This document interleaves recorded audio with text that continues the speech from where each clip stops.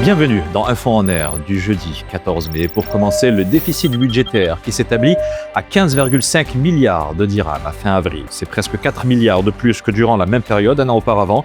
D'après la trésorerie générale du Royaume, les recettes ordinaires se sont établies à plus de 154,3 milliards de dirhams en progression de 7%.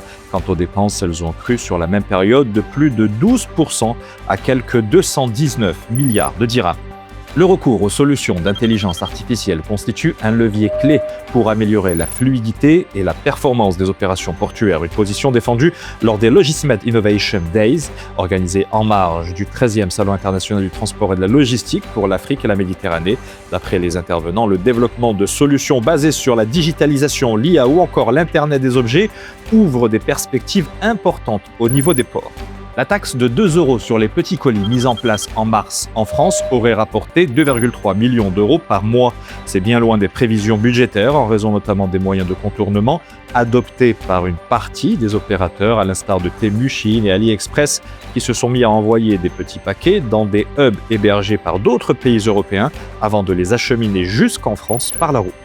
Une vingtaine d'organisations des Nations Unies et autres experts mondiaux de l'urbanisme appellent les gouvernements, les maires et le secteur privé à exploiter le potentiel de l'intelligence artificielle et des innovations numériques pour améliorer la vie urbaine et communautaire. Une injonction adressée à l'occasion de la 3e journée des mondes virtuels des Nations Unies dans un contexte où 70% de la population mondiale devrait vivre en ville d'ici 2050.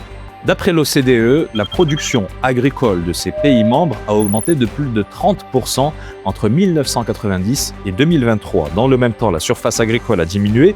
L'étude précise par ailleurs que depuis 2013, la production a progressé plus rapidement que les principaux intrants tels que l'énergie, les prélèvements agricoles d'eau douce et les engrais.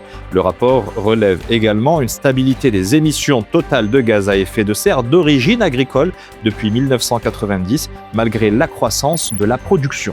C'est la fin de cette Info en Air. Avis aux PME et aux startups, je vous propose une interview sur mesure pour mettre en valeur votre activité et votre parcours. Pour y souscrire, n'hésitez pas à cliquer sur le lien qui figure dans la publication ou en commentaire. Et d'ici là, portez-vous bien.